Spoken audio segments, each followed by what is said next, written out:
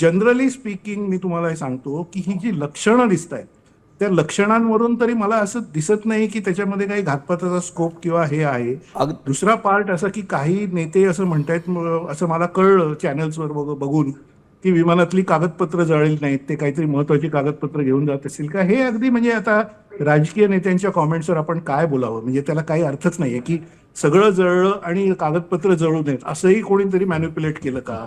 एवढं शक्यच नाही ना मॅन्युप्युलेट करणं. म्हणजे साधा भाग असा आहे की टेक्नॉलॉजीला लिमिट्स आहेत, कुठल्या प्रकारे काही मॅन्युप्युलेट करावं याला सुद्धा लिमिट आहेत. अगदी आणि परिस्थितीजन्य पुरावा निघायची शेवटची गोष्ट जो दिसतो आहे त्याच्यामध्ये समजा घातपात करायचा असता तर तो टेक ऑफ नंतर काही काळानेच विमानामध्ये स्फोट घडवून आणणे, टेक ऑफच्या वेळीच काहीतरी त्याच्या केबल्स वगैरे कापलेल्या असल्या तर तिथेच काहीतरी होणे.